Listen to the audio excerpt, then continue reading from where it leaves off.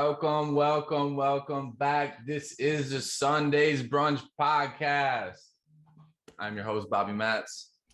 I'm also your host, Ryan Bronson. And welcome to Brunch, baby. We back. I know we've been gone for a couple weeks, but we back. We had to deal with some shit. You know, life happens. But we back. That's all that matters. We back at it. Still here. Back at it. And hey, listen, I'm chilling big right now in the City of Angels because I got my Dodgers over in Atlanta right now in Game 6. They playing tonight, 5:08, first pitch. Bro, MLB playoffs, homie. It has been a crazy postseason. That it has. I know you're a little salty because, you know, the Yanks, they didn't make it out of the wild card game. But yeah, bro. But it's been a crazy fucking postseason, homie. High scores, a lot of big bats, homie. Yeah, the postseason typically sees pitchers buckling down and being unhittable, and the big bats are usually silenced. But there's been completely fucking opposite this year, which is again why I'm pissed at the Yankees, because the Yankees rotation struggled all year, but their bats were out, and then they play a game and can't hit the fucking ball. But that being said, I'm hoping the Dodgers take it if the Yankees can't have it. Dude, I'm hoping, especially because, you know, everyone doesn't want to give the Dodgers credit for winning, you know, the World Series last year due to the shortened season, facts, the COVID regulations, everything, which is understandable. You know, like it was the first time that, you know, anybody in our lifetime had to deal with something like that. So like I can understand, you know, like whatever. I'm not going to take it away from them. You know, they still won. Yeah, I mean, they're a great team. They're a great sound team. Facts. So I really hope that they do, you know, a two-peat, especially to shut everybody up north, up in the Bay up. It is tough to go back to back. Hey, the real question is, homie, all my Giants fans out there, what time y'all play tonight? Hey, shut up. Yeah. You don't play today either. Fuck off. I get the criticism of the title though, because I'm a Laker fan, and I even question the validity of that Lakers championship during the whole lockdown bubble. So I can understand the criticism, but if they bring it back to back, it's undenied. Exactly. And, you know, speaking about the Lakers, NBA season tip-off, homie, you know, I don't know if you tuned into the Lakers first game, but star-studded team all trying to shine single stars. Yeah, they're just going to be an interesting run for them. They have it. They have what it needs to literally breeze through the regular season and the postseason and easily clinch championship. But me personally, after watching their first, you know, like opening game is always going to be get rid of, you know, like the off-season jitters. You know, you're back on the stage, especially this is like the first regular season since last season, the COVID lockdown. But I feel like everybody came out just trying to like prove themselves. And it's like, y'all already got a name for yourselves. We know you can do everything. Why don't you show everybody what they're saying you can do? Right. Like my opinion is, I think like obviously like anytime LeBron gets to start a certain team, it takes a minute to gel. Like back when he was with the Heat, it took the Heat a minute to gel with Wade and Bosh. And when he brought Kevin Love to Cleveland, it took a minute for them to gel. So I don't think the gelling is going to be an issue. My issue is they're all so fucking old that staying healthy is going to be questionable. So if they can stay healthy, I think they can really do it. I think they can make a run at it. Also, the Nets are going to be fucking hard to match. Yeah, especially if KD stays healthy. Because they're just equally star-studded, but on an average, probably 10 years younger. That's what I was just about to say. They're a younger team with the same amount of skill. Yeah. So, but I feel like the Lakers top them in the knowledge aspect, though. Oh, 100%. Rajon Rondo by himself is a fucking basketball almanac. You know what I'm saying? So it's going to be an interesting season. Let's touch on a hot topic. Kyrie, dude, how they're doing him? He's getting done dirty. Like he's a trailblazer for mental health in the league. So he's standing up for what he believes in. He's standing up for what's right for humanity. He's not saying like I should still get paid for these games I don't play in. He's No, like, if you want to penalize me for him, okay. And he's standing strong by his, his opinion and his thoughts and his beliefs and everything. And like, I'm right there with him. Like, and it's weird too. And it's weird too, because I don't know if you like looked into the like stipulations and shit with the vaccinated and unvaccinated players, but traveling players coming into NYC, LA, San Francisco, if they're unvaccinated and they're on the traveling team coming into those cities, they can play. Right. But if you're the home team and you're unvaccinated, you can't. What are you doing? I feel like we're going like this with this shit right now. Like, yeah, it's very confusing. Like I do believe COVID obviously is a real thing. A lot of people 100% it's real. Like I think there's some populations of people, especially the elderly, that should be vaccinated. But my whole thing on fucking sports with this is, bro, Magic Johnson played with HIV. I understand, but like HIV, it doesn't get transmitted through saliva, doesn't get transmitted through sweat and shit like that. So I understand that, but like that's my biggest thing too is, like you can't compare Magic Johnson with him having HIV and playing in the league to a flu-like illness and somebody not. Dude, that's like saying, like, homie, did you get your flu shot? Nah.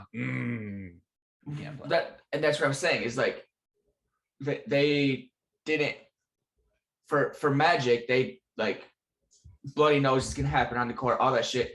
And they were like, there's not as much of a risk for contraction here, so he can play.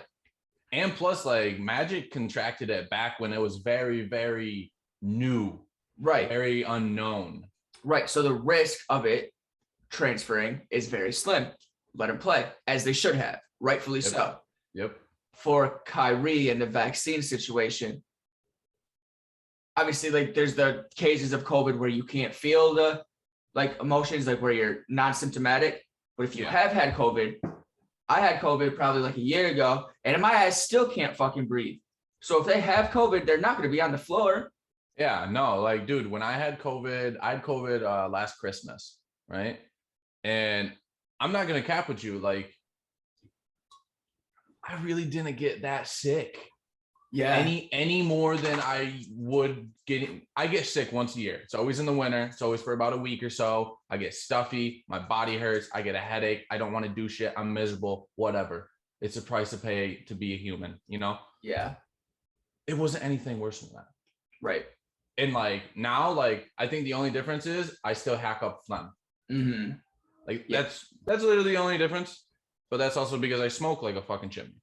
Yeah. Like I don't think like it should. I don't think anybody has the right to like force people to do whatever it is with their body. That's my 100%. Thing. Like that's my thing with it. Is I understand the importance of a vaccine. I understand the criticalness of the illness. But on the same hand, if the masks work and there's mask mandates in there, like why do you gotta tell people what to do with their bodies? See, my biggest thing, and like this would be like the last thing that I say about the vaccine, is I don't understand the stipulations behind the vaccine. Okay. Because to me, this is how really anybody is explaining it, especially, like if they're like pushing it and whatnot.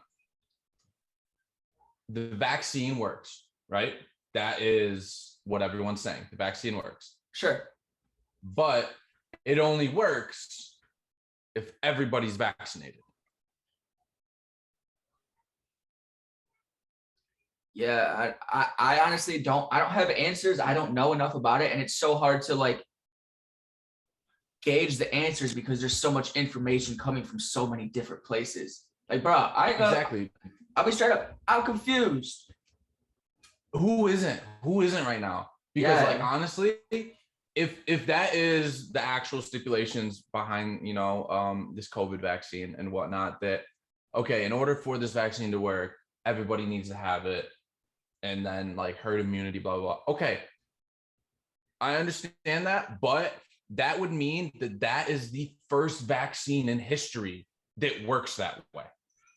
Yes. And like the biggest thing is like, yo, even if you do have the vaccine, you are still getting the Delta variant. That's a true thing too. I think yeah. And it's just like, it's like, okay, get the vaccine to protect yourself from COVID, but you can still get COVID, even though you have the vaccine. But if you don't have the vaccine, you can still get COVID. You're not allowed to do anything. Yeah. Like at all. Like, dude, I almost went to the Dodgers game on Thursday. They wouldn't let you in? Couldn't go. Couldn't go. See, that's wild. And I was talking with a customer yesterday when I was at the store. I'm like, hey, just curious, just question. Do you have your vaccine? And they're like, yeah, why? Do you have yours? And I was like, I don't. And they're like, oh, okay. And I'm like, okay. I was like, but why am I allowed in the store right now? And they just kind of like looked at me and they're like, I don't know, man. And I'm like, make it make sense. I'm not allowed in this bar to have a good time, but I'm allowed to go to Ralph's to grocery shop. Right. I'm not allowed to go to this sporting event to watch my city's team, but I can go sweat, spit, bleed, blow snot in the gym. Fair. I'm fucking confused, dude. You know what I'm saying? Know. It's so confusing. And like, I feel bad for a lot of people because, you know, like it's a very unfortunate and confusing time that we're in. And especially with like all these major, you know, leagues, celebrities, political figures and everything. Like you said, there's so much information coming from everybody, right? And everyone's got their own opinion.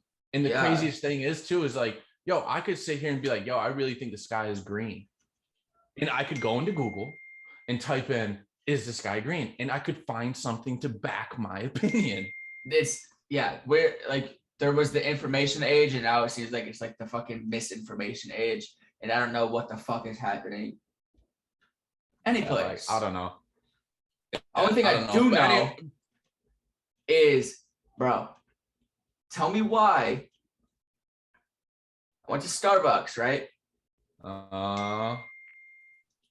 Tell me why their bagels are like, this is an exaggeration, but like $5 more than Dunkin' bagels, and they don't even butter the shits for you.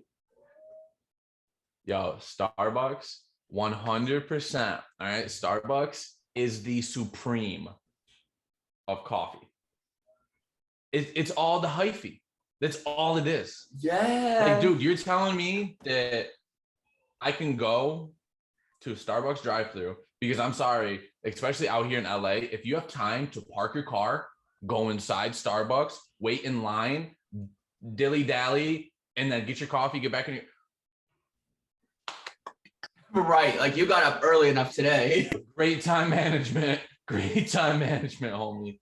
But like for most of us, we go through the drive-thru. The usual Starbucks drive-thru, you're gonna be there 5-10 minutes. Sure. You're gonna go there, wait 5 to 10 minutes to then, if you even just want a coffee, that's not even to add in any food.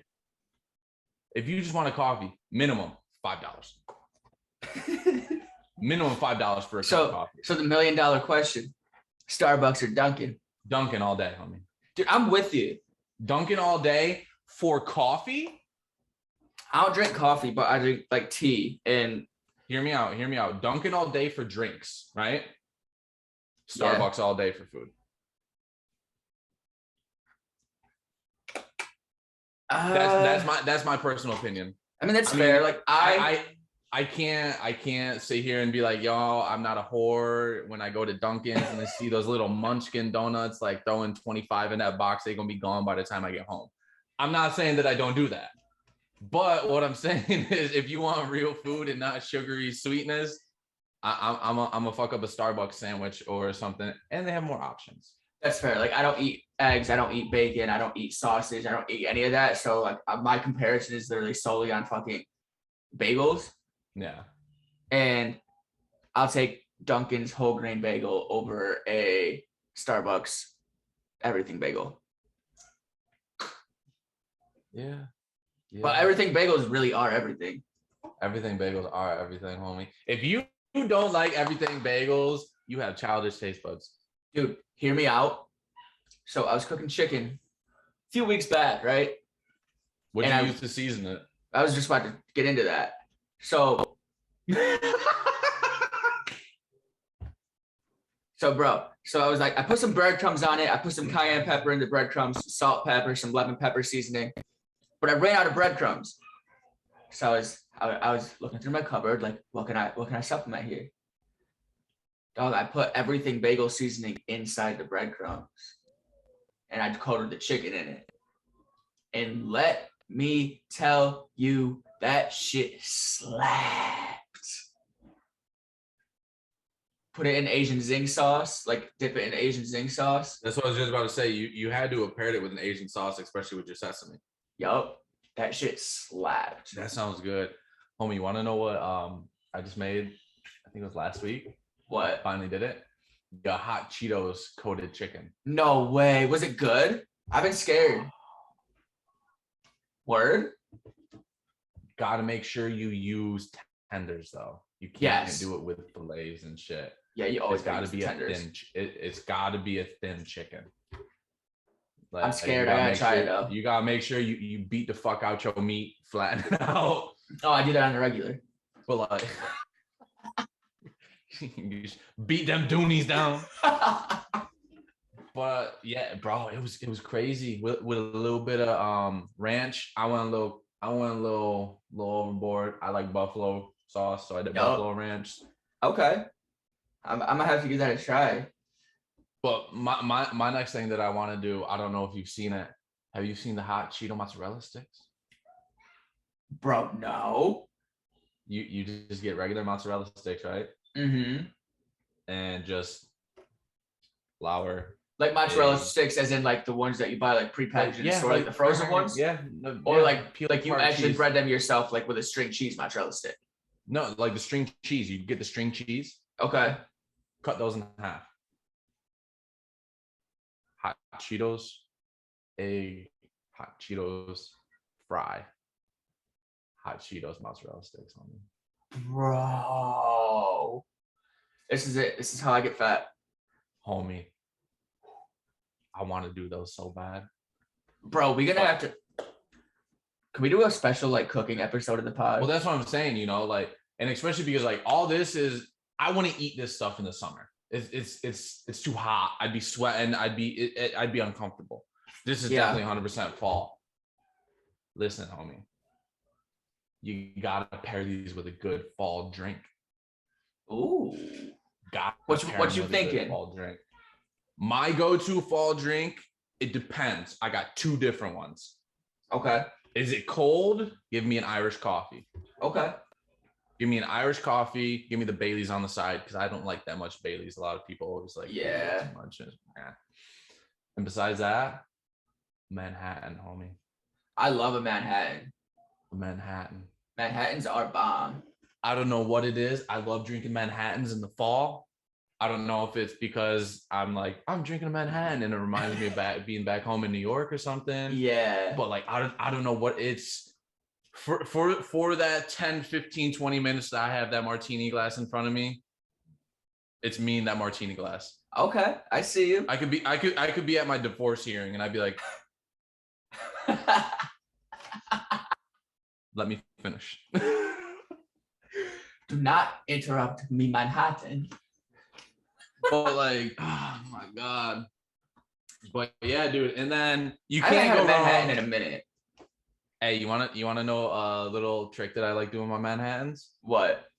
Ask for a maraschino cherry at the bottom. Ooh, fancy. So you remember those little ice cream cones that had the like gumball on the bottom? Yeah. Same exact thing, except on your last sip, you get that nice sweet little bit of cherry. And plus the cherry, every time you take in like a pull on the Manhattan, you get a little bit of that syrup too.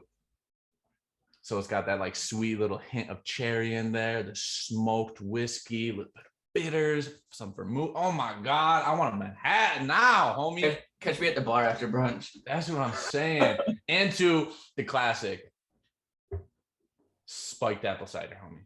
Yo, that was one of my two also. Like Spiked apple cider. Like, yep. Yeah. You got it. Do you like yours cold or do you like yours warm? I like it warm. Yeah. Yeah. Bro. So 100%. like, yeah, so my two was like one, the spiked apple cider. Like what I do is I will either put it on a stove, I'll put like dump the apple cider in it, and I'll either typically and more often than not, I'll use gin. Okay. And I'll put the gin in it. Really? Yeah. Gin?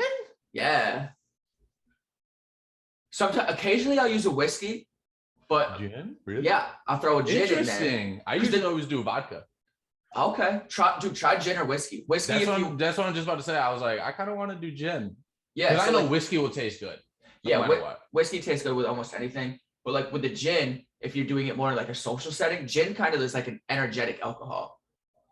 So it's not gonna have you chilling. It's not gonna have you like super fucked up. It's just gonna be like that good, like energetic buzz. How is gin made? I'm curious now. I don't know how gin's made at.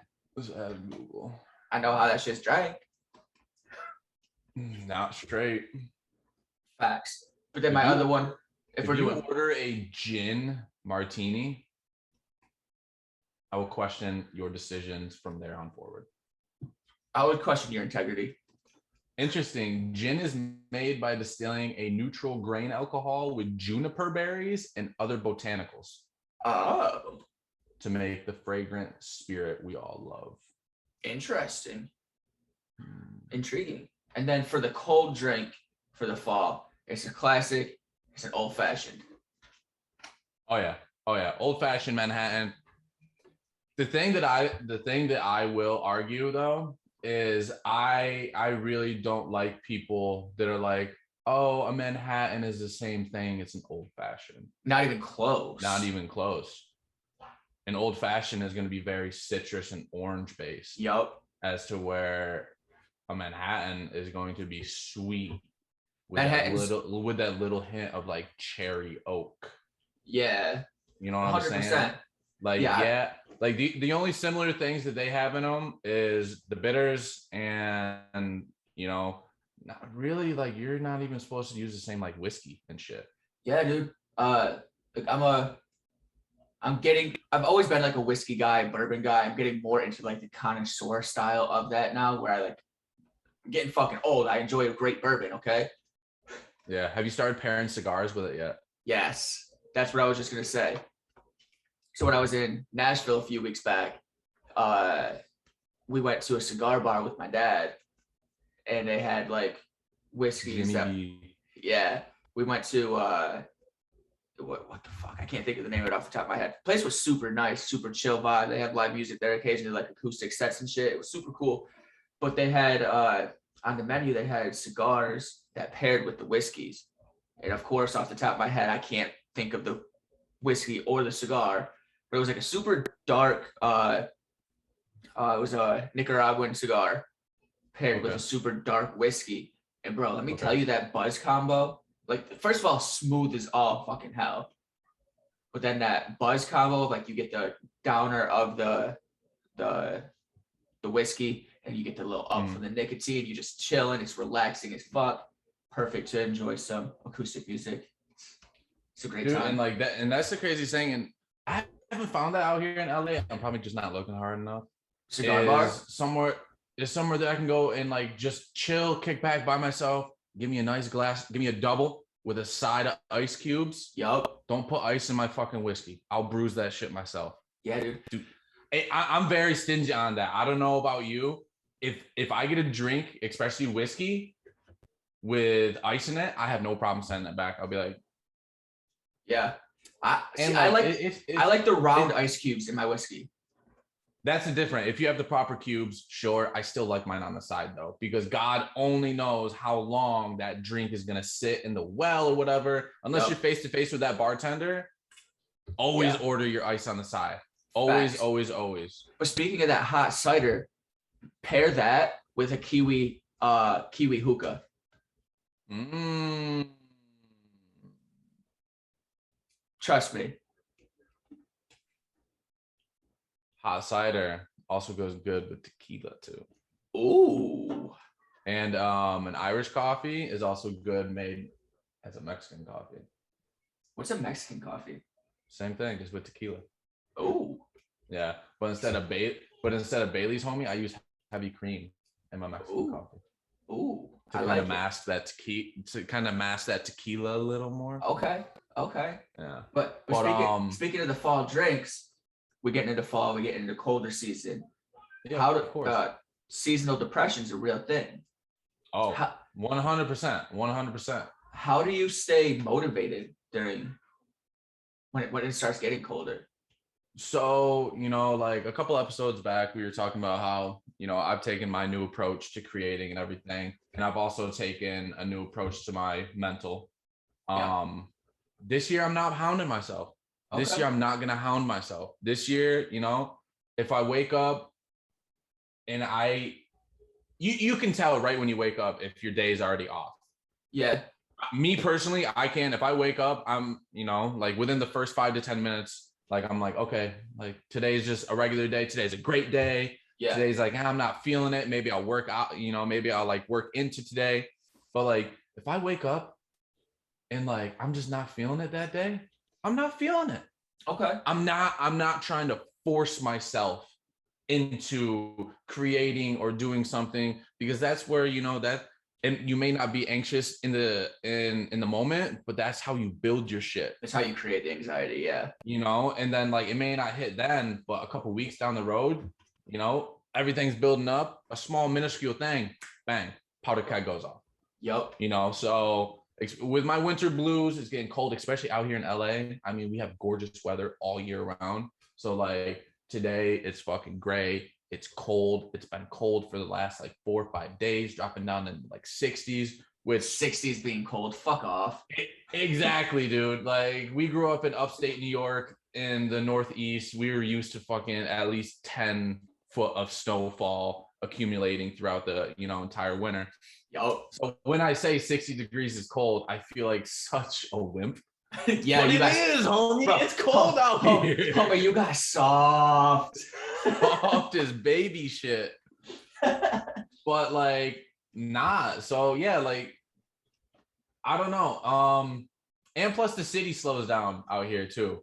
So me, myself, this is a time that I like to go out and do stuff, I guess, like touristy. Yeah. That I haven't been able to do, just because I know like there's not a lot of tourists right now. Yeah. There's not gonna be a lot of people. So like I'm gonna get an actual experience of it. Yeah, this is my favorite time of year to visit LA. Yeah, but like, what about you? How like we're not into that seasonal depression, but we're approaching it. Yeah, so like for me, it's like a little bit different, because like the seasonal depression is like weird. So like my most creative time of year is this time of year. Mm-hmm. But on the flip side of that, it's also like I'm the least motivated to create. So it's like a very like I have to force myself a little bit. Mm-hmm. Like it's that fall season. I feel less motivated to work because I'm more energetic outside of work shit. So it's when I want to go do more shit. It's when I want to like drink more. It's when I want to party more, because I fucking feel younger. I feel like I'm back in college again for some reason. It's like a bodily reset every fall. I'm like, oh fuck, my liver just got a fucking new cycle. Let's go party. Let's go drink something. Let's go do something, Like something about the crispness in the air, the smell of it, like makes me very like nostalgic, and I feel like I'm back in college. Feel like I'm ready to fucking vibe. I'm not tripping when like you walk outside. It's a nice crisp morning or evening. Yeah, it's like the best smell, and you're like, oh my god. It's like I want to party. It's like I feel like I'm in fucking heat because I want to fuck all the time. Dude, it's crazy. I was just talking to Najee about it. I'm like, I swear, like fall is like heat season for humans. It's a wild fucking thing, but it's a real thing. So it's like I'm least motivated to be creative in this time, but I'm also the most creative. It's probably because I feel more alive. during this time of year. Yeah. So you would say, around this year, you're not so much forcefully creating content and everything. You're more or less, if you feel in the flow, you're gonna take advantage of it. Yep. Yeah. I kind of allow the flow, whereas in the summertime, I'm like, okay, create. You gotta be creative. You gotta be doing something. Okay, so yeah, so it's more, like in the flow right now and everything, and then, I'd personally say I agree with you Yeah, like this 100% is the with time of everything that year. you said. Yeah, this is the time of year where like my introspective records come, my more fun like party records will come out of this time of year. My Okay. my more slower records where I'm talking about like personal feelings or like stories of other people that I know, or like personal stories that my brain's more active. So like my more personal records kind of get written in this time of year. Whereas the summertime, it's like the party records, the fun time. Like I want to be doing like the party records, the more downer records come in the summer, where my more like introspective and personal records come out of the fall. So I have a Winter. theory. I'm sorry to cut you off there. I have a theory. I've been thinking about this, especially this year, because this is our first, like summer back into, I guess, like real life. And like you said, usually in the summertime, it's more of like the upbeat, vibey. You want to move to it. You want to party. You want to drink to it. That's the type of stuff we're creating. But that's also the type of stuff that we're living, right? Yes. As to where, fast forward 3 months, when everything starts calming down, school's back in session, everything's a little more slower, sun sets a lot earlier. I personally think that that's when my mind starts unpacking all the small details and all the small shit that happened for the last 3 months. Oh, for sure. That wasn't really like part of my creative process. Yeah. It's literally like, I feel like during the summer and like whatnot, when, I'm creating that fun, upbeat music or like just living. Yeah. I feel like there's small occurrences that happen and I just like throw them in this like bin that I know that I'm going to look at in a couple months. And then when you, like you just said, like the introspective, the more real shit comes out, because I feel like with that realer shit, it takes a little bit longer for your, like brain and everything to process it. Yeah, plus like the nostalgia feeling of like the Christmas in the air, you can unpack like younger year shit. You can unpack. You're also probably, because the sun's setting earlier, you're not out and about as late. Like, so you're like able to pull from movies. You're able to pull from shit that you're watching and other creativity that you're consuming, because you got to have that input to have the output. So it's like you're able to. But I will, I agree with that 100%. But I will say this though, this time of year is also my worst time of year for writer's block. Fair. And that's because I'm not trying to like attack like you as a person. Like, so like this is like a common thing with a lot of creatives, is when you're feeling good and you make a lot of like feel good music, it's very easy to create that feel good music. But a lot of artists, and I think like maybe like you might struggle with this a little bit too, is like just like as an outside point of view for you, is I think sometimes artists have like trouble like looking inward and like 100% putting out emotion. So you probably get the writer's block because you might have a hard time talking about those feelings. 100%. It's so much easier to look outside of yourself and write about what's going on externally than to sit down with yourself and be like, hey, lock in. Yep. We're gonna talk about what's going on inside. Yep. And I'm working on a piece right now that I've literally been working on for about 2 weeks now. And I actually kind of like this approach. This is how I've been like overcoming my writer's block this year, is if I get one bar and it's good, and I've been sitting there rehearsing this song, going over the same shit for the last 45 minutes. If I get one bar and it's good, Yeah. I got one bar and it was good. Right. Cool. And I don't write unless I'm like, I want to write today. Like, I'm not like, I need to write today. Yeah. Like, I'll be like, you know what? Let me put on the beat, see how I'm feeling. I'll listen to it and I'll be like, ooh, okay. And I'll get a couple good bars. Like last night, I probably wrote like, I don't know, 3 or 4 bars of the song. Okay. You know, but then after I wrote those 3 or 4 bars in the first like 5 minutes I was writing, I didn't have anything for the next 15 to 20 minutes afterwards. And I felt myself starting to get frustrated. Yeah. And that is where I used to, but that's where like I used to always push through. Yeah. I'd be like, nah, I'm just getting aggravated. Got to take like 5 minutes, go clear my head, blah, blah. Nah. Once I feel myself starting to get to that like frustrated point, I'm like, you know what? Look at what I got. Yeah. Be happy with what I got. Wait until the next moment of like creativity and everything.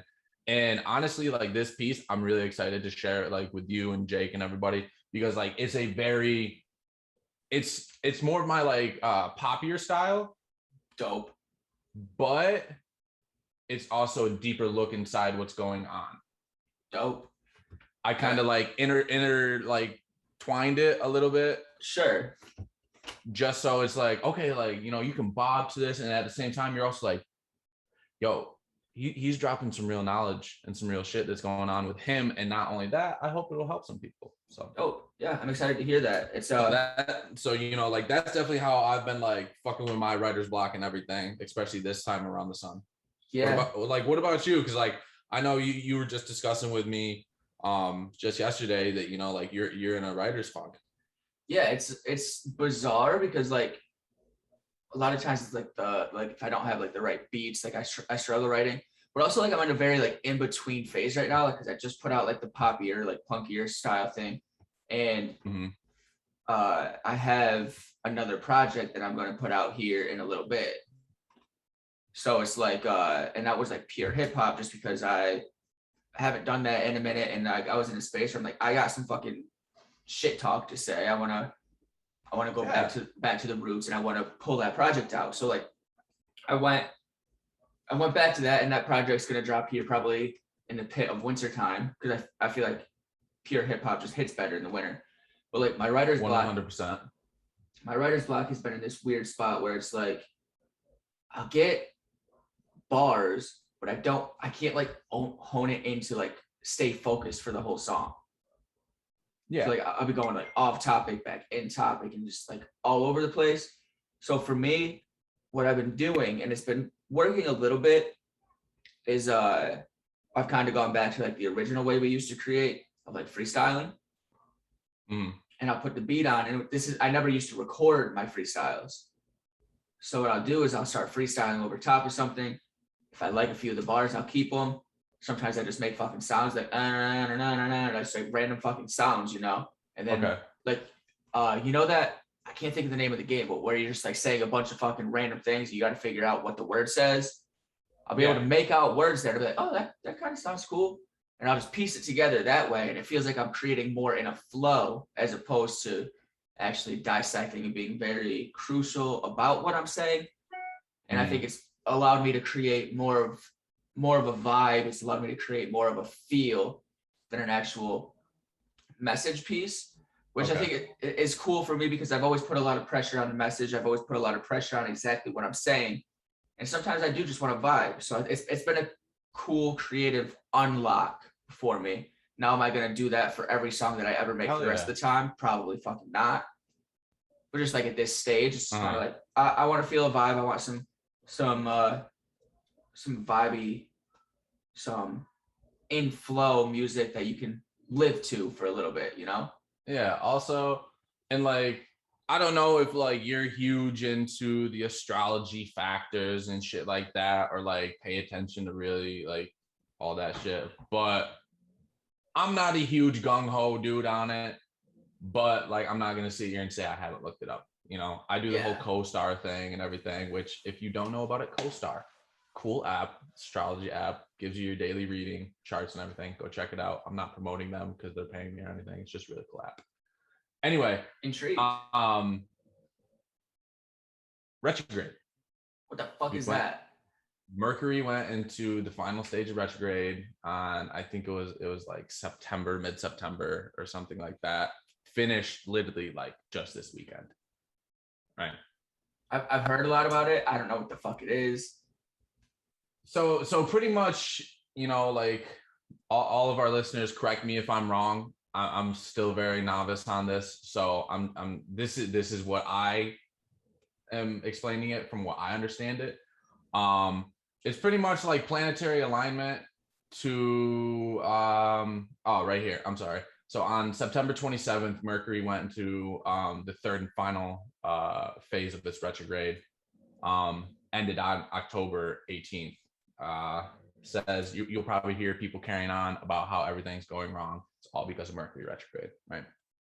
But also a lot of people have to understand that we came out of the age of Pisces, which is like a 2200 year revolutionary cycle of like the whole entire solar system and shit like that. And we went out of the age of Pisces and we are coming into the age of, I do believe it's Aries. So yeah, you know, like a lot of people don't know that we are, you know, we're leaving the age of Pisces, which I don't know if you know about Pisces, but we're a bunch of fucking bitches and sentimental, emotional creatures that literally, look at this. Pisces is a fish. You ever come in contact with a Pisces? It's the same thing as a fish. They like their free will. If you hold them too tight, they're gonna die. If you pull them out of water, they're gonna die. But nah, you know, so, you know, age of Pisces, very, very in your field, blah, blah, blah. We're coming to the age of Aquarius, which a lot of people would suggest and say that this is going to be the age to where humanity as a whole and or your individual self is going to come to your spiritual awakening, and you are going to harness and hone your own true potential. And like pretty much it's an age of awakening is like what we're coming into. It actually kind of makes sense. And like with this retrograde, especially coming into this new age and everything, and like it was some sort of like rare planetary alignment when Mercury was in retrograde and shit like that. I don't know, but it was a lot. So like you can't sit here and deny that we as a species and as individuals aren't just pure energy. I mean, 100%. You know, like our consciousness in itself, like how do you explain that? Yeah, it's a living entity of energy, you know. So you can't deny it when stuff shifts with energy and everything as to what they're explaining. You're gonna feel the type of way. Yeah, it kind of makes sense. It kind of makes sense. So, you know, like that's a little, you know, a shallow dive into a little bit about retrograde and everything. And I don't know. It was like the shadow of retrograde. What the fuck does that mean? So the shadow of retrograde is the tail of retrograde. So like put it like this. It's like postmortem, like of the retrograde. Like the retrograde was already hard enough. Yeah. You know what I'm saying? Like up and down, up and down, up and down, up and down. Well, now that it's coming down, so is everyone else. It's coming to an end. It's sealing in, it's solidifying, because with this retrograde, you were supposed to really focus on problems. You're going to drop a lot of shit that had no real special meaning to you. You're going to come to realization of like a lot of shit that, yo, this is what I want. This is not what I want. Like that's what this whole last retrograde was supposed to help you do. And then the shadow of the retrograde was you as an individual really solidifying in on all of that. Interesting. Yeah. So the more you know. And like, again, by no means am I saying that this is 100% like the truth and everything. This is my own personal interpretation of what information I've gathered. Yeah, I mean, based on. Correct me if I'm wrong. I am. Yeah. I'm always open to constructive criticism from you, from any of our viewers, and everything. You know. I mean, as far as that goes, I don't know anything. Yeah, exactly. You know, like how can you understand stuff and like learn new stuff if you think that you're always right? 100%. But I mean, based on energy, based on feels, based on society, like all that shit makes sense. Like energy read, like exactly. It does seem like as far as society goes, people are waking up to shit. Society is waking up to these fucking employees and jobs and corporations aren't fucking. Yeah, I mean, should we stop dancing around the elephant in the room that like nobody wants to talk about, bro? This whole Chappelle special, man. Dude, that thing was brilliant. I was gonna say, did you watch it? Yeah, dude, it was brilliant. Did you watch it? I loved it, but I will say this: it was controversial as fuck. I didn't even think it was controversial. Well, no, and the only reason why I'm saying it's controversial is because of the day and age that we live in. I mean, was it truly controversial? Like,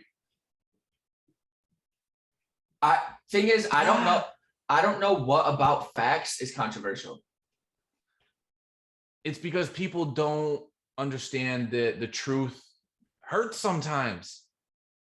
If the truth hurts, it's a within yourself problem. It's within yourself. Like if the truth hurts you, that's on you. Like, I'm sorry. I personally, I don't know the whole deal with the baby. I didn't look that up. I don't know what he said on stage when. Oh, he said some fucked up shit. You know, so like, I don't know what he said to get the community like that up and crazed about it. But at the same time, you have to understand, like, Chappelle touched on a real topic. This motherfucker shot and killed somebody in Walmart. And that's what they want. They want to cancel him for what he said instead of that. Like, the baby shot and killed somebody in Walmart. And if anything, that like, yeah, nobody knew about it. Boosted his career. That too. But he came out and he said some hateful things. Yeah. And like, dude, there was an uproar, homie. Well, there yeah. was an uproar. Yeah, see, I never knew that he did that to somebody in Walmart. Like, that's a fucked up thing in itself. And like, personally, I did have a problem with what DaBaby said because one, where he was, like when he just came out and said it, there was no reason for it to be said. There wasn't a conversation. He just literally walked up on stage and attacked a whole population of people. Like, he was just like on stage at a concert, just literally fucking rambling off about a population of people. And that to me, that didn't make sense. Like, there was no place for that. There was no reason for that. He wasn't in a conversation, like sharing his thoughts or his beliefs. He just literally went on stage and targeted and attacked a whole population of people at a festival. That's not cool. Yeah, like that didn't make sense to me. Like, I'll go back to what my mom always used to say. If you don't have anything nice to say, don't say anything at all. Right. It's simple. Bro, we're all entitled to our own opinions. But guess what? You don't have to tell everybody all your own opinions. Right. Like, dude, that's like being at a party, having a great time and bringing up politics. Why are you going to do that? Right. It doesn't. Why are you going to do that? Why? Like, but the Chappelle special, like, first of all, comedy needs to be a safe place to make jokes about life. It's comedy. All it is comedy. Aspects and all facets of life. It needs to be a safe space where he's not just targeting Black people. He's not just targeting white people. He's not just targeting Asian people. He's not just targeting gay, bisexual, trans people. He comes at everybody the same exact fucking way. And if you can't, like, laugh at yourself a little bit, like, maybe don't go to a comedy show.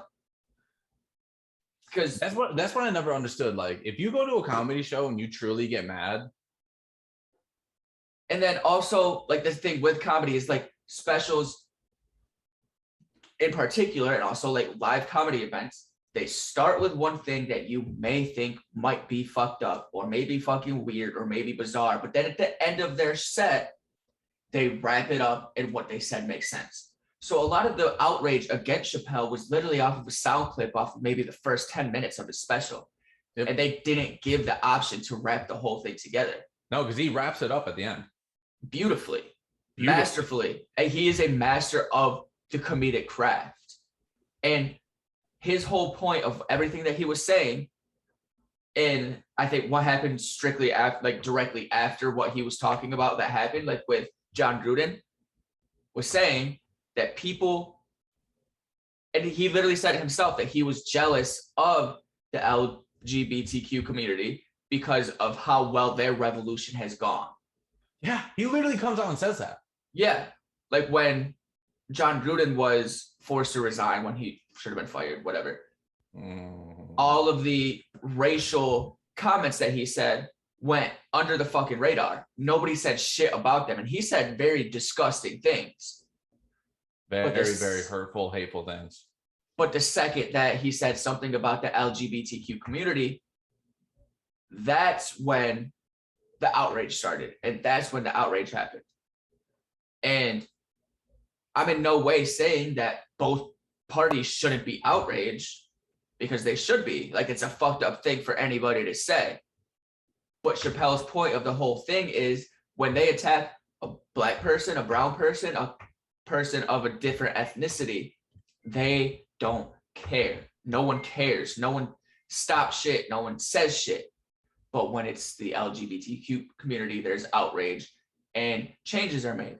And all his point of that whole fucking special was, he wasn't saying that he doesn't feel a suppressed person's pain. He's saying that why can't that same energy be had for all communities? All communities, and not just one community. 100%. And it's unfortunately the fucking era that we live in right now, where you could take one soundbite of something and incriminate somebody. Yep. Dave Chappelle has, at least from what I can understand, he's a very empathetic human being. Otherwise, his form of comedy wouldn't exist. You know? So like there's a reason why he's been around for the last 2 decades, still in the game. There's a reason why he's arguably one of the best to ever fucking do it. And like my biggest thing is, like, I don't know if you watched any of the clips of the protests that are going on outside of Netflix headquarters and shit. I've seen that they're happening. I didn't tune in because I didn't agree with them. There was a guy went to the protest with a simple sign that said, "Jokes are funny." Yeah. Jokes are funny, because jokes are funny. Yeah. And that's what they are. They are jokes. Yeah.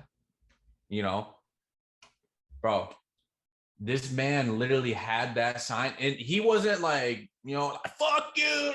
He was just like, Dave Chappelle's a great comedian. Jokes are funny. Mm-hmm. Bro, the entire mob ripped the sign out of his hand, stomped on it, broke it, and he's like holding this like staff of a stick, and he's like, what the, and this lady's like walking up to him like this. She's like, "You're gonna attack somebody. You have a weapon. You're a danger to these people around you," after what just happened. Literally. And I'm like watching this video like, am I the only one that's really seeing this? I really hope everyone else is fucking seeing this, because they are literally destroying people's livelihoods, own right to just come out and be like, "Hey, this is what's going on," but they demand to be heard. Yeah, and like that's where I really don't, you know, like, I got all the love for the community. My fucking best friend, my roommate, you know, she's a lesbian and I fucking love her.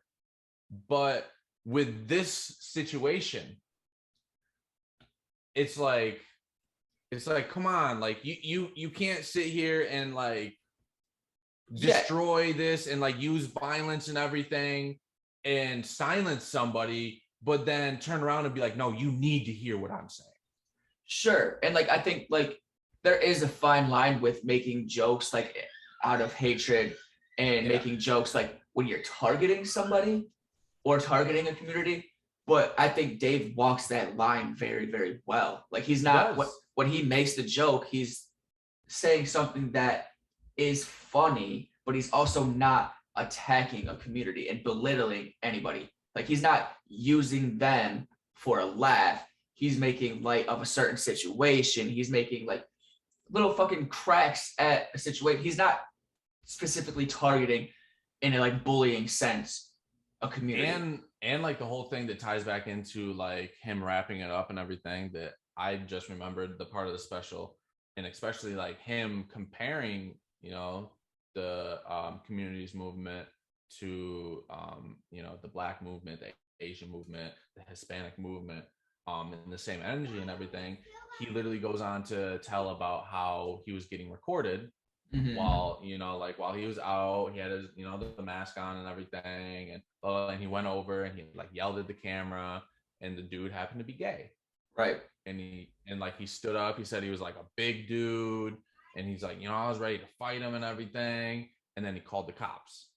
Right. He's like, he was okay being part of the community until he needed to be white. Right. And yo, when he said that, I was like, yo. Yeah, dude. Yo. Yeah. And like, you know, that's just another part to like, really, because like, I don't know, like, I thought the special was great. I can understand where, you know, like I said in the beginning, it can be controversial to some people, but at the same time, it's only controversial if you let it be controversial. 100%. Like I said, like if comedy has to be a safe place for humor, comedians are up there turning their pain into our entertainment. Well, not only that, they're turning what's going on in the world, all the fucked up shit, they're finding humor in it, or trying to find humor in it to like ease people up. Like, and you go to a comedy show to have a good time, to ease, to laugh, to be like, oh my God, yeah, that is fucked up, but that's right, yeah. Well, that's fucked up, but that's kind of funny a little bit. You know what I'm saying? And like, nobody's saying that, like, dude, if you go to a comedy show and you're like, right, I can't believe this person's saying this stuff, like, they mean every word of it. It's like, I don't know. It's just, he said a lot of stuff, I feel, that a lot of people were like thinking and just being like, and not even just to do with the community, you know, because if you watch his special, the community is a very small segment of his special. 100%. Like maybe what, 5 minutes of it? Yeah. That 100%. You know, like a lot of the stuff that he was saying, like you were like, yep. Yeah. And like, I'll say one more thing about it and then we can move on. But like I said, comedy needs to be a safe place for people because in a sense, it's like therapeutic. Like you go to a comedy event, like you said, to have a good time, to relax, to have some drinks. You watch a comedy event to laugh because laughing is very therapeutic. And what is more therapeutic than taking something that you could have pent up in yourself that could be stressful and laughing about it, dude? Literally. Like talking shit about myself isn't a detrimental thing to me because if I can make a joke about it, I'm like, oh, that's funny. And now nobody else can say it about me. Literally, I don't know how many times a day I'm sitting there, I'm like, what the fuck are you doing? Or the amount of times I say to myself today, Ryan, you're fucking dumb. Or like, or like the really random just did that? Or the random thoughts that come in my head, I'm like, you should probably be checked out, bro. But everybody has those thoughts. That's the thing. Yeah. You know, like the human condition. Yeah. And, you know, like this is the last thing that I'll, you know, like talk about, and then, you know, we'll move on because we got some music to talk about. We, you know, a ton of people drop some new music, announce some stuff, but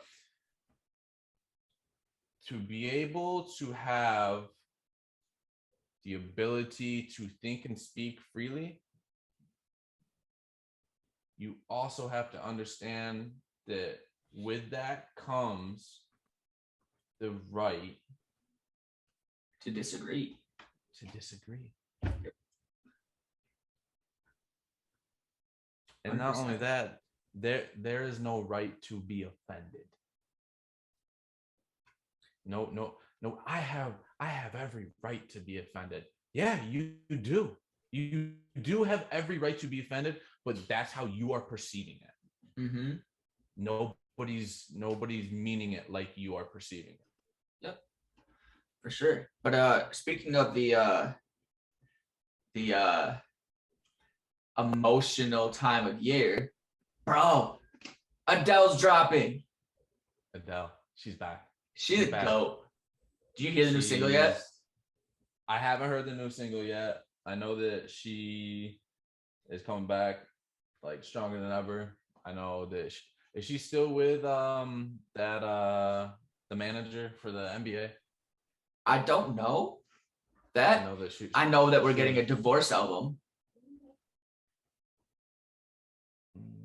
That's what the lead single's about, but so we about to all be in our fucking feelings. Dude, that single is masterful. Is it? Dude, I'm gonna have to listen to it. I'll have it. One, there's like a report like with the amount of streams that Adele gets a day, that she makes like 1.5 million on streaming a day. And two, she stays very to the old school like method. Like her records aren't overproduced. Her promotion is very like back in the day. It's very interviews, it's very TV shows, it's very, I put the single out and then I let it breathe and then the album comes out. It's very old school, it's very traditional.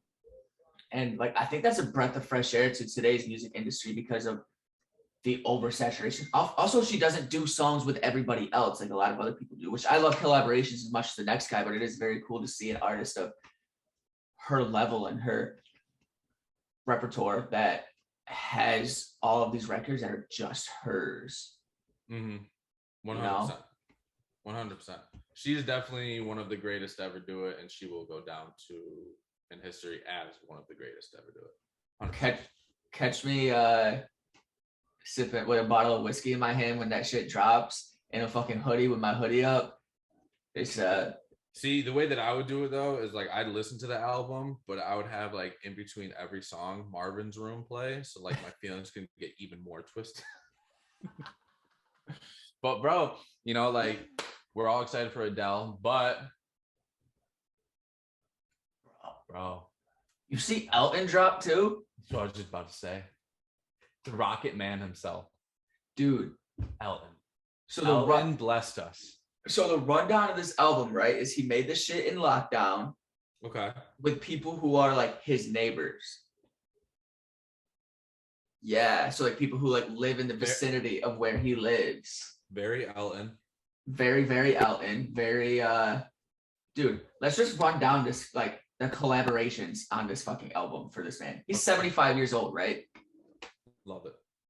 Dua Lipa, Young Thug, Nicki Minaj, Surfaces, Charlie Puth, Gorillaz, Black, Years and Years, Miley Cyrus, S.G. Lewis, Brandy Carlisle, Stevie Wonder, Glenn Campbell, Eddie Vedder, Jimmy Allen, Stevie Nicks.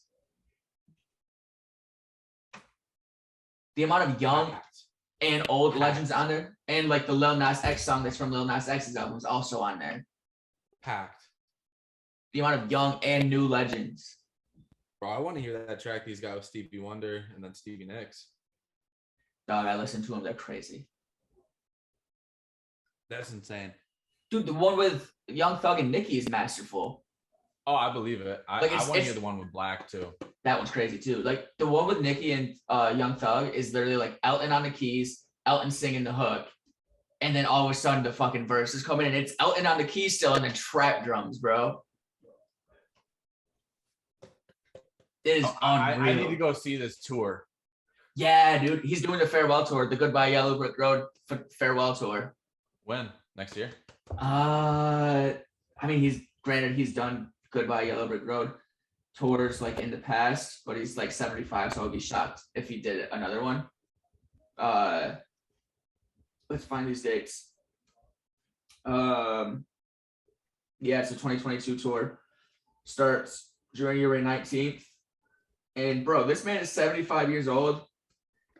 He goes on tour January 15th and doesn't stop until August 5th. At 75.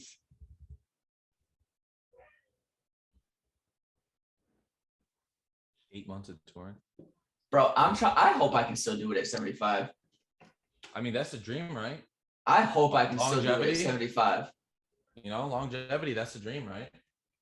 Not even like from a career standpoint. Like that man is just living every day of his life doing what he loves. He's always been against the grain and always done what he's wanted to do, and it's fucking amazing. Fucking legend. And then last but not least, this was news to me right before we jumped on the pod. Wale. Yeah, dude. I haven't fully dove into the album. I have to wait to check the whole thing out with my girlfriend. But the track list on this one, dude, is the features. First of all, like we haven't heard from Wale in a full-length project in a minute, and I got a feeling it's about to have a resurgence, right? So he dropped the Poke It Out single a while back with J. Cole, and that shit so it was crazy. Yeah. That thing's unreal. But he got Rick Ross on there, Chris Brown, Jamie Foxx, Ant Clemens, Yellow Beezy. You got Jamie Foxx out of retirement? Yeah, bro. That shit's about to go crazy. And I'm back here for the touring artists. I'm back here for the frequent releases of music again because we missed that all of 2020. All of 2020. Dude. And a lot of like 2021 with the touring shit was a lot of like very confusing. So now that it's getting to the winter time where people are dropping shit, I'm fucking excited. Excited as fuck. And like I feel like it's always, you know, like September, October, November, even sometimes in August, like around this time is always when we get the most like dope releases from people are getting their projects in for next year's Grammys qualifications. Yep. Dude, but like with the shows that I've been doing, and like obviously like if you just go out in public, like you see the fucking effects. Like a lot of the venues, like obviously like concert lines have always been like a very long thing, but it's taken longer and longer to get people into the venue from like staff shortage and shit. That's what I was just about to say. You know, fucking all these tours are gonna be great, but how are they gonna be able to be run with nobody there to run them? Because we are seeing for probably the first time in our lives or ever that we don't need companies. Nah, bro. We are living in a day and age to where you carry a device in your hand that can set you financially free. 100%. We are finally, as people starting, obviously there's still people with the older mindset, but we are starting to see that these companies need us more than we need them. Well, dude, and it's funny because they get everybody. There's no drug testing anymore. There should never be drug testing. There should never be drug testing unless you're driving. Yeah, that's a little different. But no drug testing. That's gone. You don't have to piss in a cup. None of that shit anymore. And on top of that, dude, you really don't have to have any qualifications. No. I was for shits and giggles the other day looking at job postings and everything, and probably like 7 out of 10. No experience needed. Will train. No experience needed. Will train. Bro, they are fiending. Yeah, dude. Fiending for people to work. Yeah, and it's like you'll hear like the one side of the argument where it's like people are on unemployment. They don't want to work. The amount of people that I know and not one is still on unemployment.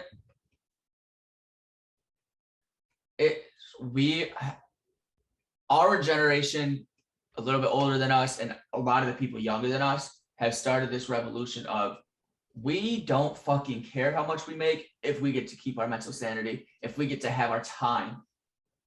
The work-life balance is more important than ever, and people are doing what they love more than ever, and people are saying fuck you to the man more than ever. Well, dude, and it's funny because you look around now and like a lot of people, you know, our age, like you're just saying, younger,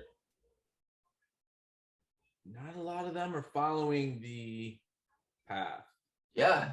you know, that you're supposed to follow. Like, I don't know. I just feel like it's our generation is really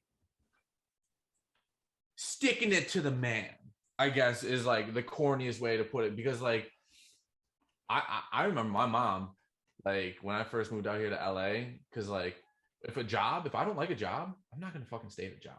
Absolutely fucking not. I'll be like, nah, I can go find another job. Right. Because you can, like that. You can find Yeah. another job easily. And my mom would always be like, companies don't like that. Companies don't like to see that you're jumping from job to job to job. It's like, okay, I get that when you were my age. Right. Companies didn't like to see that because they wanted somebody that was going to remain loyal to them no matter how much they fucked them. Right. Which, no, I ain't gonna let you fuck me over. I'm not gonna let some company take advantage of me. Yeah. Y'all need me more than I need you. I can go make money for my damn self.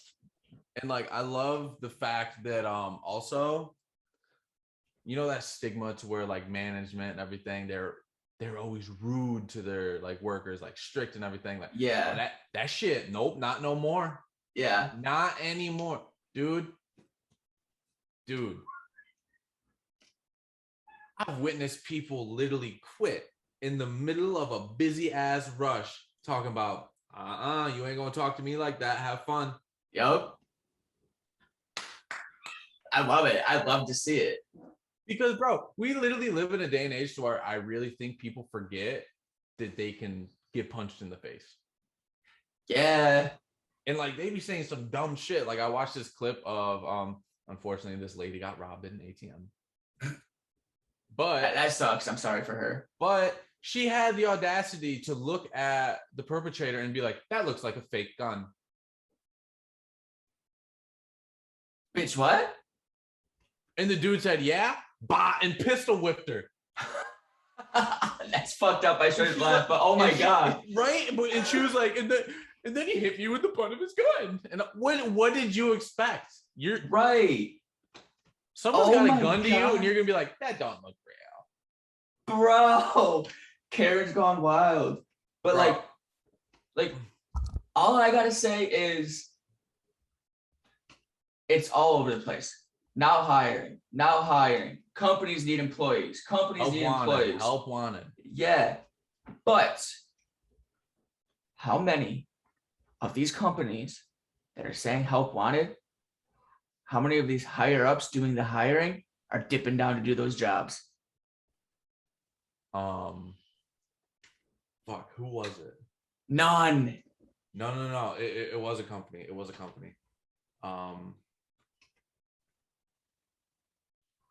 Some company had sent down their corporate people to go and work at these restaurants because of staff shortages. Like they were there like frying shit. They were there cooking, like they were there working. As like they fucking should. I can't remember what fucking company it was. I wonder if they paid them the same wage they would have paid the other employees. Or do they still get their that's another corporate thing that I wanted. Or do they still get their fucking corporate paycheck? Hold on, let me type this in. But that's what I was just about to say, you know, like all these companies are like, yo, we need workers. Pay for them then. Okay, well, you don't want to pay me a livable wage. Well, that's minimum wage. Say that again. Minimum. You are paying me the minimum you can. You are telling me as an employer to an employee, you think my time is as valuable as, from, you know, out here in California, $15 an hour. Right. You're telling me because a lot of people don't look at it in the fact that like you aren't like getting, you know, like, oh, you know, like I'm gonna go, like you are selling your time. Yep. And like, dude, I know a grip of people, if they would go anywhere and be like, yo, pay me $20 an hour and I'll work for you. Yeah. No, like no problems. No question asked. Yeah, no, 40 hours a week. My favorite troll. Every company would be like, nope, that's Yep. too much. We'll go bankrupt. Go bankrupt then. You're gonna go bankrupt without staff. Exactly. My favorite troll now is when people on Indeed message me that and they're recruiting, and Oh my God. and they like say like we think you would be a great fit for this position, starting at $14 an hour. And I'll respond and be like, I have no interest in working for $14 an hour. It's my favorite troll. Like, dude, why? It was. I'm sorry to cut you off. It was Cane's, Raising Cane's Chicken. I mean, as they fucking should. I really do wonder if when they sent them down to work there, if they gave them the same horseshit wage they give those other employees, if they got to keep their corporate wage. See, I really wish and hope that they did give them the proper wage and not their corporate wage. Because, like, think about it, like, if you're making $150,000 a year, yeah, in your corporate level job, and then they're like, hey, we have some short staff areas, we're gonna pay you the same, but for like the next couple months you gotta go run a fryer. Yep. All right, cool. I don't gotta deal with all this corporate bullshit. You're still gonna pay me the same? Fuck yeah. Literally.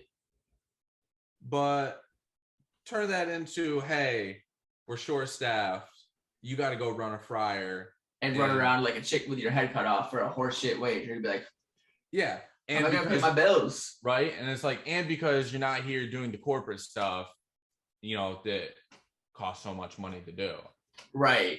Yeah, we can only pay you $15 an hour, right? That would go over like a fart in church, homie. Yeah, dude, they would be like, I'm gonna quit. Yeah, exactly. And like the craziest thing too is if minimum wage, federal minimum wage were to have followed a federal inflation, do you know how much minimum wage federally would be right now? The last time I checked, I think it was like 6 months ago. Probably like 21, 22. So like $24 an hour. Yeah, dude. Should be minimum wage. Yeah. But they expect people to survive on fucking $7.25 in some places. No way. I also hate the minimum wages for minimum skill bullshit, because I guarantee half these head honchos couldn't do these jobs. Nope. No chance. And then not only that, it's just like they literally sit up there and type and send emails all fucking day. Well, then not only that, like, dude, all right, I'm not gonna sit here and shit on corporate workers, because corporate workers are still part of the company. They help the company run. But for like let's say like the restaurant business, like for me, for like cheesecake, right? Mm-hmm. The dishwashers, the cooks, the bussers, the bartenders, the servers, the baristas, the hosts. That's what runs that corporation. Yep. That is what makes that corporation money. Yep. Not all the fucking people up sitting in office and everything. Like, yeah, maybe they're out buying buildings, building new places or whatever, but they aren't at the helm. They are not there making sure they aren't bringing in that money. Company is bringing in money. Right. And that's my biggest thing is like, like, and I hate it because, dude, my general manager at Cheesecake was making well over $100,000 a year. Mm-hmm. Well over $100,000 a year. Ask me how much I saw that, dude. Probably rarely, dude. Dude, billionaires are made on the backs of people who can barely afford to live. Yep. That's disgusting. And like, it'd be different too. And like, this is the part that I fucking hate. This is the part that I really, really strongly disagree with. How come everybody in a company gets a bonus if you're a manager or above, but if you're under a manager and everything, fuck you. You don't get a bonus. Oh, 100%. Also, how come people, when they start to go work for a company, get a sign-on bonus, but the people who have worked there for decades don't get a bonus. At all. Make that make sense. At all. Like, dude, when I was bartending at this last bar that I was at, one of the like biggest reasons why I left was because this one night I'm out with my bar manager, a couple other co-workers, a couple other bartenders. We're having a great night. We end up taking it way too far. All of us get twisted, and my bar manager's got to work in the morning. Mm-hmm. And I remember telling him, I'm like, nah, stay for one more drink. I'll come in and help you do inventory. Right? Yeah. I'm going out of my own way to tell my bar manager, I'm come do you a solid. Just kick it with us. Right? Sure shit, in the morning, I wake my ass up, still drunk as a fucking skunk. Mosey on over there. And I'm like, yeah. He's like, holy shit, you're here. And I'm like, told you I would be. And I started doing inventory, counted everything. Inventory is very simple. Mm-hmm. You count 1, 2, 3. If you can't do inventory, like I'm sorry, you can't count. Right. Like you probably need to go back to like first grade. And so I got it done in like 45 minutes. And the only thing I didn't do was the kegs. And I'm like, I don't know how to do inventory on the kegs. Never done that before. So I'll leave that to you. Sure. He's like, yeah, no problem. Dude, about an hour afterwards, he texted me. He's like, hey, I appreciate the help with inventory, but you aren't allowed to do inventory anymore. And I was like, did I like fuck up? Like, I know I was right. Like buzz, but like what? And he goes on to say, because our general manager said if the numbers are fucked up, it'll affect my bonus. And like I double checked your numbers and like they're all square in a way. And I didn't doubt you or anything, but like you aren't gonna be allowed to do inventory anymore. What the fuck? And I remember like reading that and I'm like, okay, so one, the general manager thinks that I'm not competent enough to do inventory. 2, my bar manager does not think I am competent enough to do inventory. And 3, he tried to vocalize it and be like, hey, you're good and all, but like, I don't trust you enough to not fuck up my possibility of getting a bonus. So thanks, but no thanks. First of all, he should have just been, when the general manager told him that, he should have just been like, okay, and then not said anything to you and never asked you to do inventory again. Exactly. Either that or he should have stuck up and been like, no, I trust him. Right, that too. You know what I'm saying? So, and like, I remember when that happened, I was just like, bye. Wow. Y'all really think that wow. Okay. That's where I stand with you. Deuces. We out. But yeah, I mean, tying that back in, like for him to like literally say, he's like, oh, you might fuck up my bonus. I'm like, why the fuck are you getting a bonus? Right. Like, bonus for our work? Why aren't all of us a bonus? Right. Straight up. That's fucking pathetic. I'm like, this don't make any sense. Yeah, that's fucking but anyway, stupid, but facts. Pulling away from that and everything. What you wearing for your fall fits? Hoodies, bro. Hoodie season. Hoodie season. I will tell you this. Bomber jacket season. Bomber jackets. Jaeger bombs. Jaeger bombs. Jaeger bombs. I need a Jaeger bomb now. I will say this. I want to talk about a couple companies though that I've been fucking with. Okay. Minimal. LA. MNML.LA. Right? Okay. Check them out. Great jeans, great bottoms, like joggers, sweatpants, shorts, great outerwear, great t-shirts, very affordable, great price, great style and everything. I just got some new jeans from those guys. Definitely check them out. Right? Intrigued. Sweatshirts. Culture Kings. I've heard of them. Check them out, Culture Kings. I'm pretty sure they're an Australian-based company. Very, very, very heavy in streetwear. Really great sweatshirts. Zoomies. No way. Zoomies. My dude, don't sleep on Zoomies. They're coming out with heat. They're coming out with heat. And PacSun. PacSun's killing it with the Champion, the Playboy. I'm pretty sure they just got fucking some more Kappa Kappa. A new Kappa Kappa line just dropped. Flannels are back in season. Buy new flannels.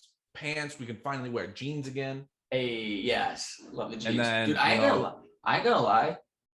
Target hoodies might be the most comfortable I've worn in a minute. I was literally just about to say that. Target. Don't sleep on those motherfuckers. They're hoodies.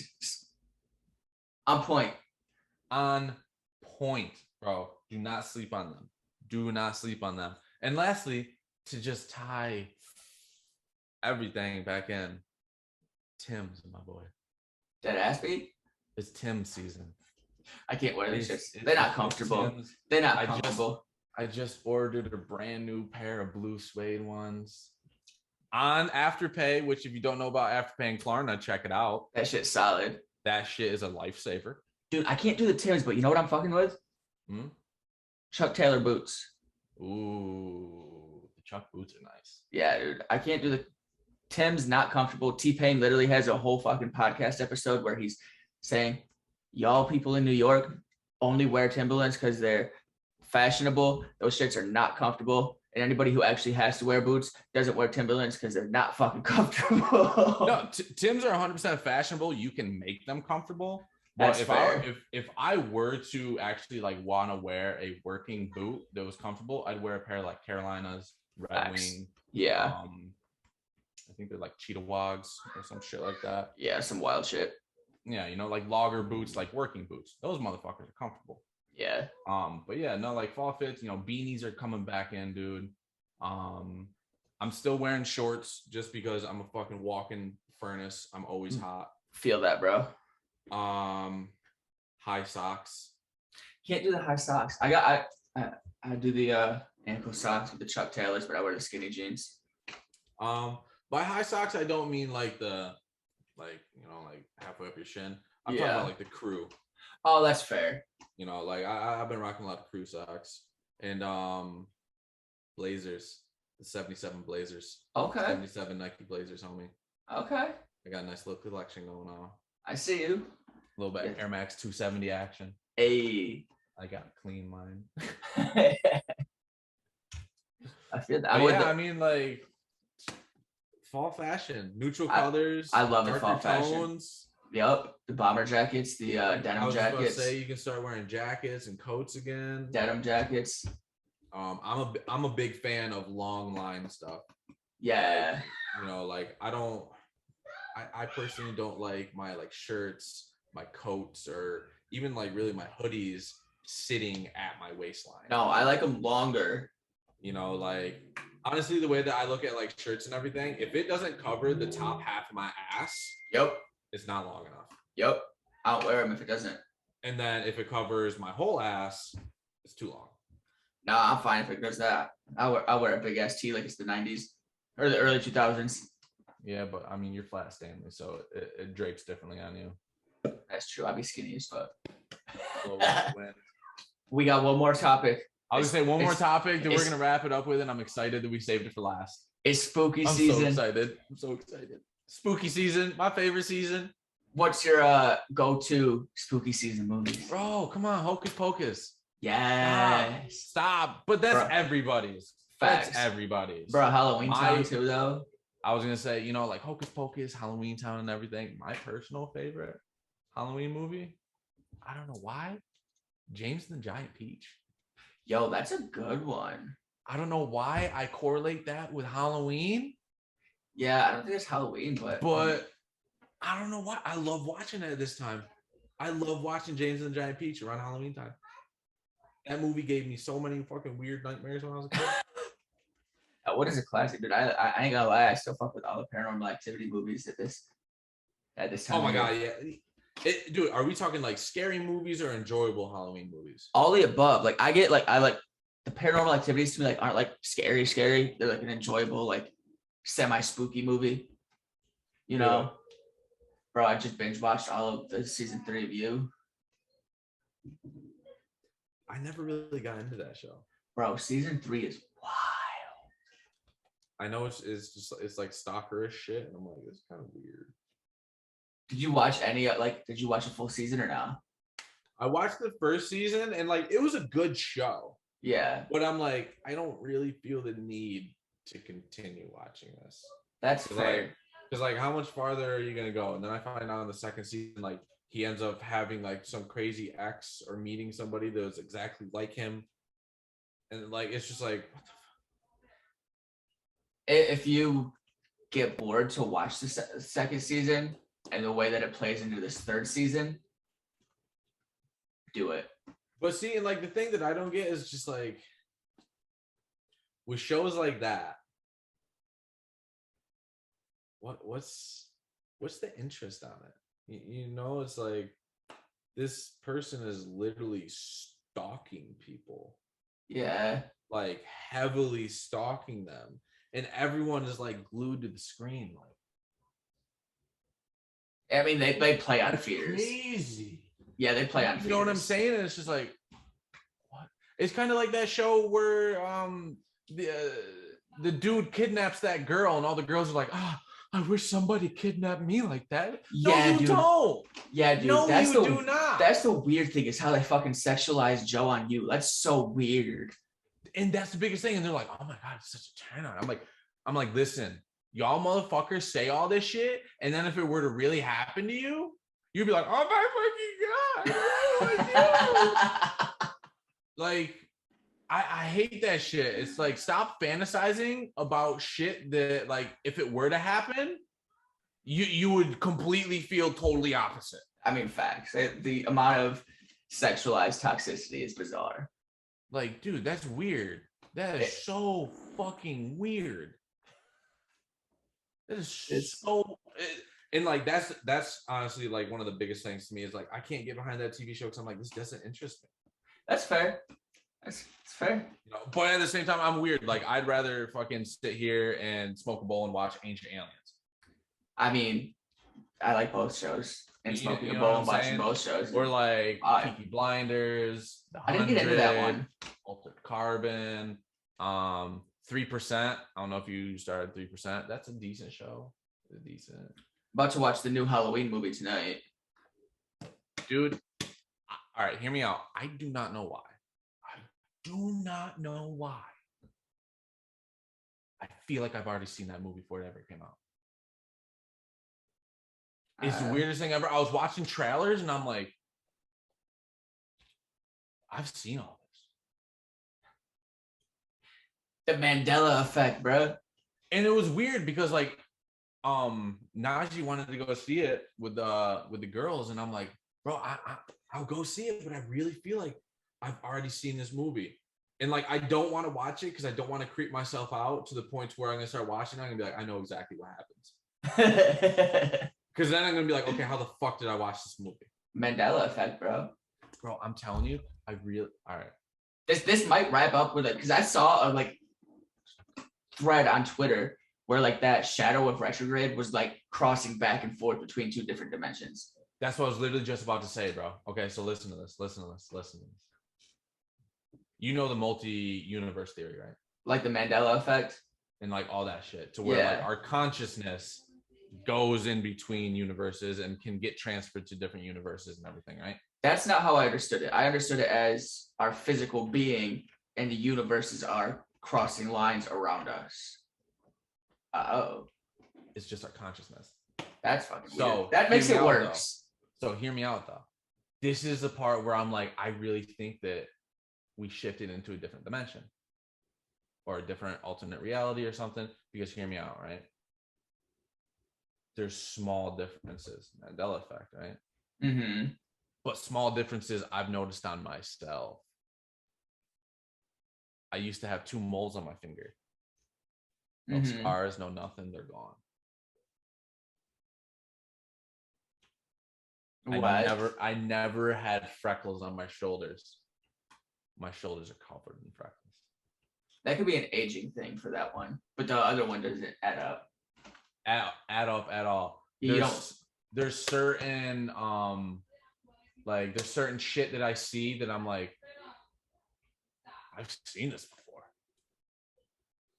There's certain like, bro, there's this part in the highway that, dude, never any traffic ever, always clogged up now. It's weird, tiny, small occurrences. I mean, I think the Mandela effect's a real thing. I really think it is a real thing. And plus, like the multi-universe theory about the consciousness and everything. Did I tell you about that? I think so, yeah. Supposedly, if there was a cataclysmic event or some natural disaster, some crazy shit like that, to where like the entire humanity perished, blah blah blah blah blah blah blah blah, right? Mm-hmm. We would never know, because the theory is, when it happens, your consciousness would shift to a different reality and you would wake up with zero recollection, or maybe you'd be like, wow, that was a crazy wild dream. True. That's weird. That plays into the multi-universe theory. So I think maybe the multi-universe and the Mandela are different, because what I understood about the Mandela is that the Mandela effect is like Bernstein. Right, but it's like different realities and different universes that, from what I understood, with the way of the solar system and the planets and the galaxies, the way we're like floating through, we're crossing to one dimension back into the other dimension, and that's in our physical, not just our mental. Yeah, I don't know. I've seen like a lot of like videos and shit that obviously could be photoshopped, but like, did you see the Bernstein or Berenstain or whatever? Well, no, this dude is walking in and out of a doorway, and the book is changing. What? Yeah, it's crazy. It's more than likely Photoshop and like CGI and everything, but literally, like, he like goes into it. It says Berenstein. Mm-hmm. He comes out of it, and like you watch it, just like whoosh, Berenstein. I remember it's Berenstain, like EIN. I remember is the Bernstein Bears. Like AIN or EIN? I don't remember how it was spelled, but I remember like, oh, this is the Bernstein Bears, the Berenstein Bears. Yeah. Do you remember as like Fruit Loops as like FRUIT or FROOT? It was always fruit. Like UI or OO? Yes, it was always properly spelled by fruit, and now it's FROOT. And they're trying to say it's always been that way. Bullshit. Yeah, because I remember it was FRUIT, and then the loops were like the actual cereals. Yes. Just like whiteout. How is whiteout spelled? Properly. Nope. That's how I remember it. It's spelled WHIT. Without.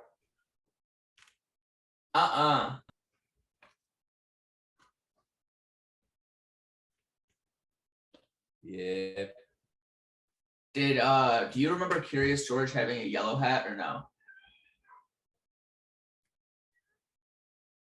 He didn't have a yellow hat. His owner had a yellow hat whenever it would be raining.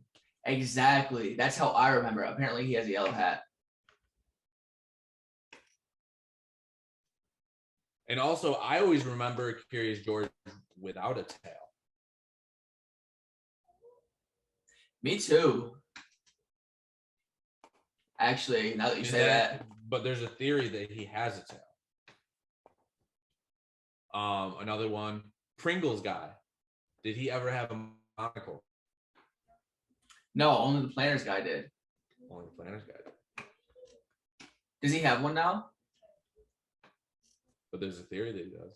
What the fuck? Yo, I'm gonna have to deeper dive into this, because I've seen it and I'm like, oh, this is weird. Trip me out a little bit, but Dude, there's some weird shits where you're just like, I want our viewers to send us their favorite conspiracies. That's I will have a heyday with that shit. I love conspiracy theories. yeah. Let's have our viewers send in their favorite conspiracies, and then next week we got a special guest coming on the pod. Yes, He's a good friend of mine. We do. Bobby has not met him yet, but he's got yours. a great producer, engineer. He's got a clothing brand, a great musician. He's just a great guy all around. Yep. Great guy. Well, good people, great energy. Y'all will meet him next week. I'm excited. Sir. I'm excited for the pod. This has been all over the place episode, but it's been a good one. This has been all over the place, but I had a great time this episode. I had a great time. We weren't really like forced to like follow any sort of like talking points or anything. We just went with the flow, and I love it. And it was a great episode to be back. This is a great comeback episode, you know. But yeah, I mean, wrapping it up. Thank you all so much for tuning back in and bearing with us for these last 2 weeks to where we've been MIA. I'm gonna go get a Manhattan. Yeah. Cheers, mates. Cheers, y'all. Tune in next week. And as always, don't be late to fucking brunch. We'll see y'all next week.